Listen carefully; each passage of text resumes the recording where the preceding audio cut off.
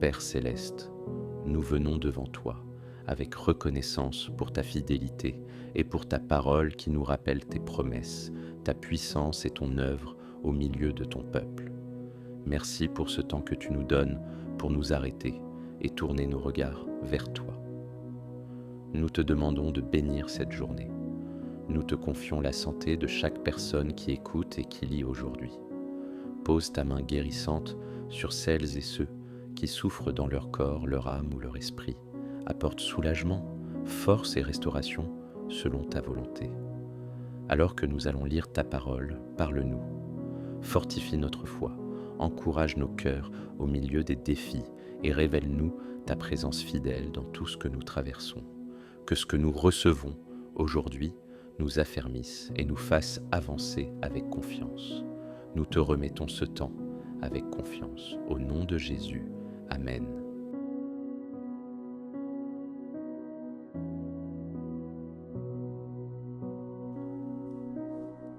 La Genèse, chapitre 15.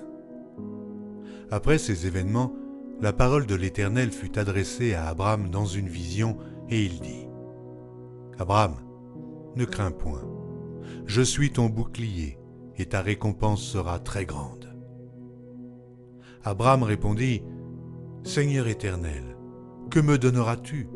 Je m'en vais sans enfant, et l'héritier de ma maison, c'est Eliezer de Damas. » Et Abraham dit : « Voici, tu ne m'as pas donné de postérité, et celui qui est né dans ma maison sera mon héritier. » Alors la parole de l'Éternel lui fut adressée ainsi : « Ce n'est pas lui qui sera ton héritier, mais c'est celui qui sortira de tes entrailles qui sera ton héritier. » Et après l'avoir conduit dehors, il dit : « Regarde vers le ciel, et compte les étoiles, si tu peux les compter. » Et il lui dit : « Telle sera ta postérité. » Abraham eut confiance en l'Éternel, qui le lui imputa à justice.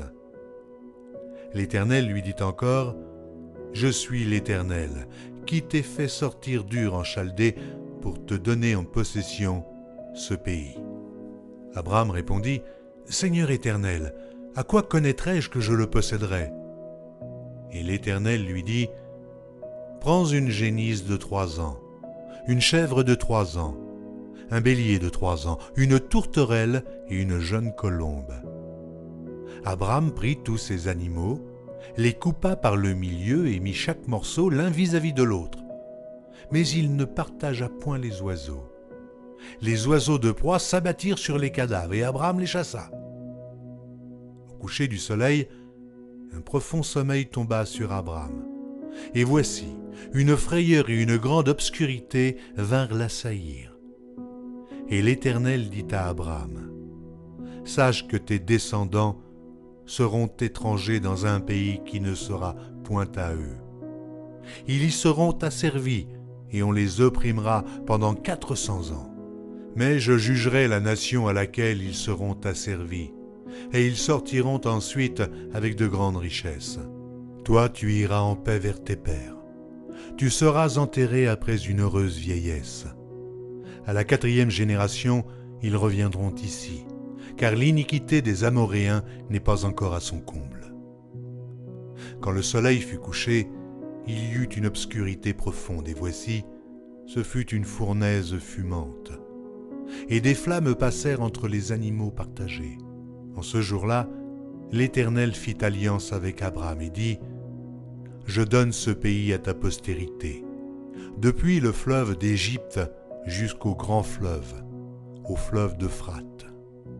Le pays des Kéniens, des Kénisiens, des Cadmoniens, des Étiens, des Phéréziens, des Réphaïm, des Amoréens, des Cananéens, des Girgasiens et des Jébusiens. »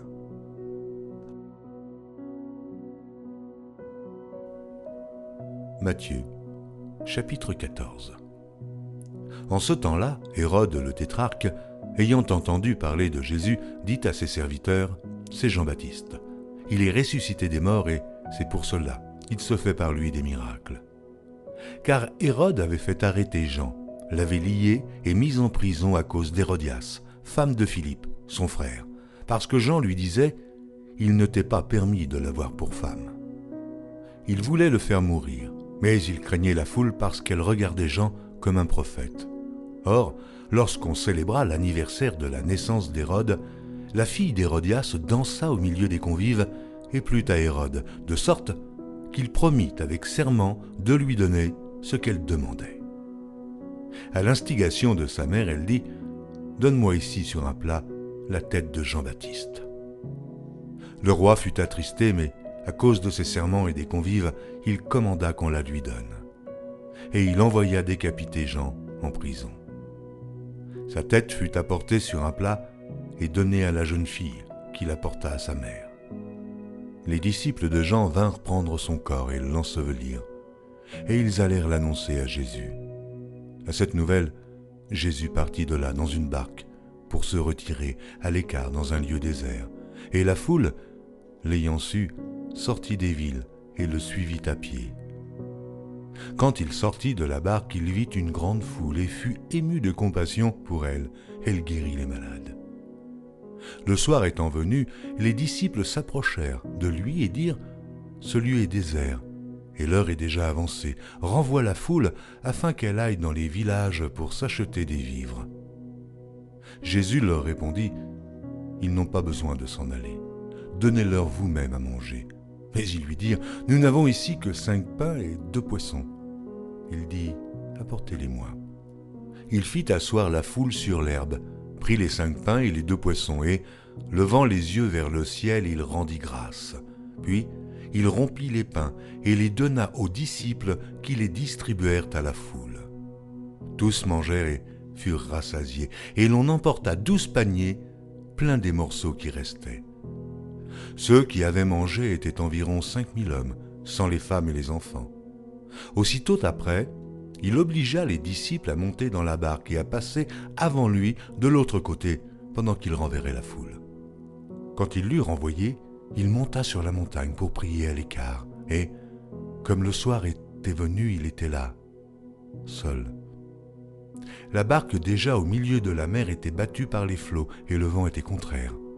À la 4e veille de la nuit, Jésus alla vers eux, marchant sur la mer.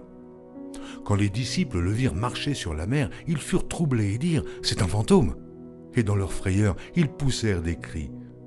Jésus leur dit aussitôt « Rassurez-vous, c'est moi, n'ayez pas peur. » Pierre lui répondit « Seigneur, si c'est toi, ordonne que j'aille vers toi sur les eaux. » Et il dit « Viens. » Pierre sortit de la barque et marcha sur les eaux pour aller vers Jésus. Mais voyant que le vent était fort, il eut peur, et comme il commençait à enfoncer, il s'écria « Seigneur, sauve-moi !» Aussitôt Jésus étendit la main, le saisit et lui dit « Homme de peu de foi, pourquoi as-tu douté ?» Et ils montèrent dans la barque, et le vent cessa. Ceux qui étaient dans la barque vinrent se prosterner devant Jésus et dirent « Tu es véritablement le Fils de Dieu. » Après avoir traversé la mer, ils vinrent dans le pays de Génézareth. Les gens de ce lieu, ayant reconnu Jésus, envoyèrent des messagers dans tous les environs et on lui amena tous les malades. Ils le prièrent de leur permettre seulement de toucher le bord de son vêtement, et tous ceux qui le touchèrent furent guéris.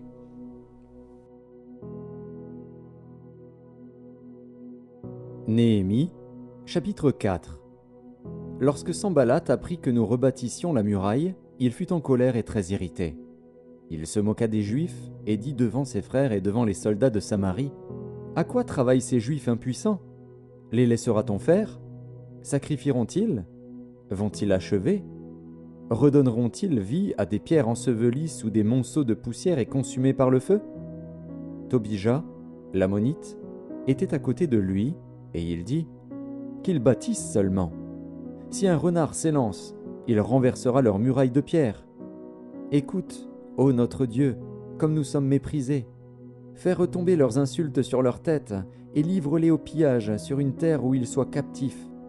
Ne pardonne pas leur iniquité et que leur péché ne soit pas effacé de devant toi, car ils ont offensé ceux qui bâtissent. » Nous rebâtîmes la muraille, qui fut partout achevée jusqu'à la moitié de sa hauteur, et le peuple prit à cœur ce travail. Mais Sanballat, Tobija, les Arabes, les Ammonites et les Asdodiens furent très irrités en apprenant que la réparation des murs avançait et que les brèches commençaient à se fermer.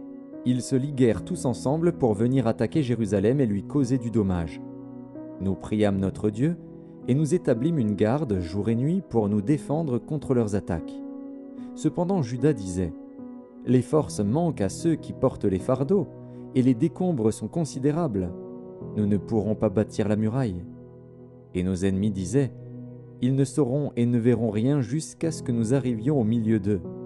Nous les tuerons, et nous ferons ainsi cesser l'ouvrage. » Or les Juifs qui habitaient près d'eux vinrent 10 fois nous avertir de tous les lieux d'où ils se rendaient vers nous.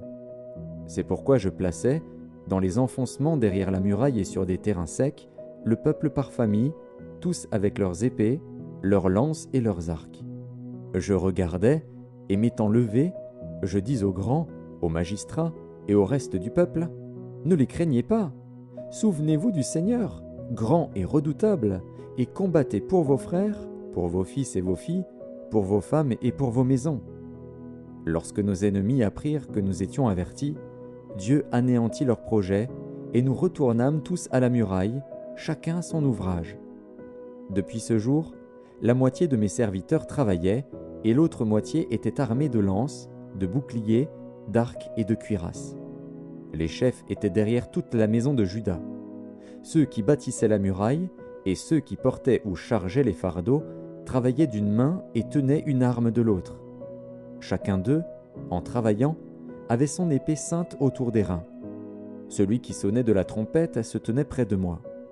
Je dis aux grands, aux magistrats et au reste du peuple : « L'ouvrage est considérable et étendu, et nous sommes dispersés sur la muraille, éloignés les uns des autres. Au son de la trompette, rassemblez-vous auprès de nous, vers le lieu d'où vous l'entendrez. Notre Dieu combattra pour nous. » C'est ainsi que nous poursuivions l'ouvrage, la moitié d'entre nous la lance à la main depuis le lever de l'aurore jusqu'à l'apparition des étoiles. Dans ce même temps, je dis encore au peuple : « Que chacun passe la nuit dans Jérusalem avec son serviteur. Faisons la garde pendant la nuit et travaillons pendant le jour. » Et nous ne quittions point nos vêtements, ni moi, ni mes frères, ni mes serviteurs, ni les hommes de garde qui me suivaient. Chacun n'avait que ses armes et de l'eau.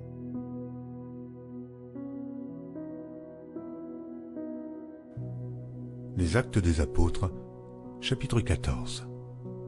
À Icône, Paul et Barnabas entrèrent ensemble dans la synagogue des Juifs, et ils parlèrent de telle manière qu'une grande multitude de Juifs et de Grecs crurent.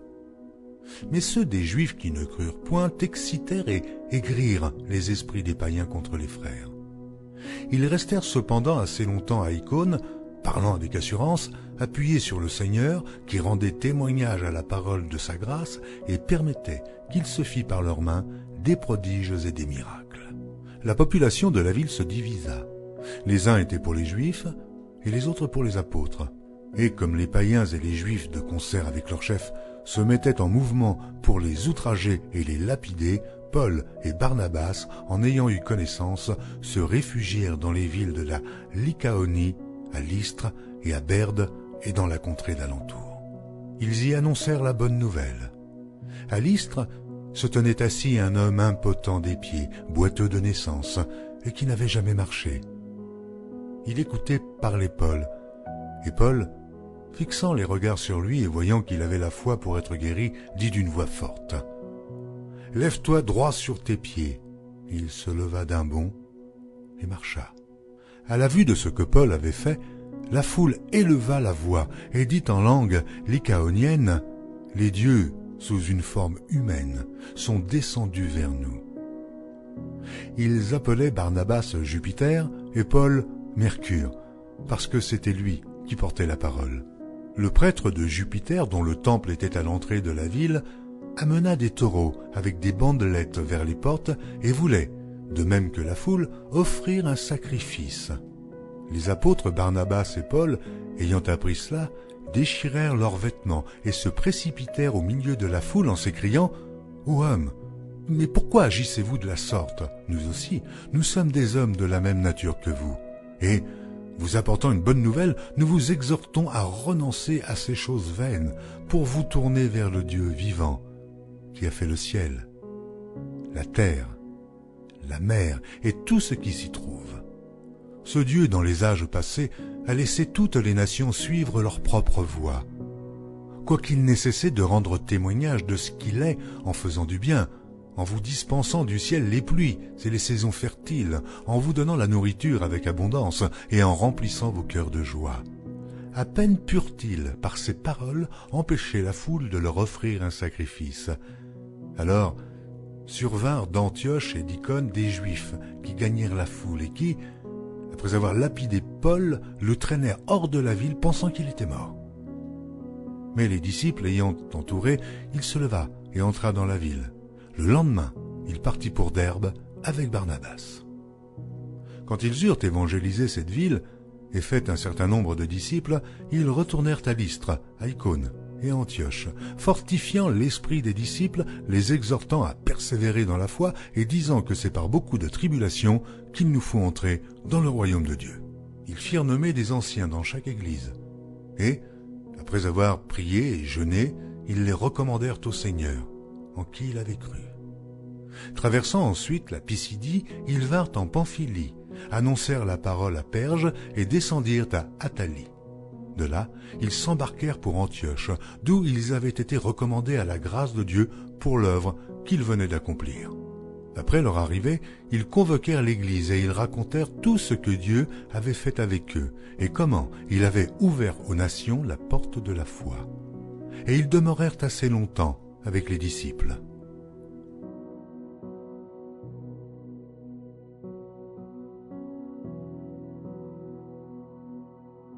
Seigneur notre Dieu, merci pour ta parole que nous avons lue aujourd'hui.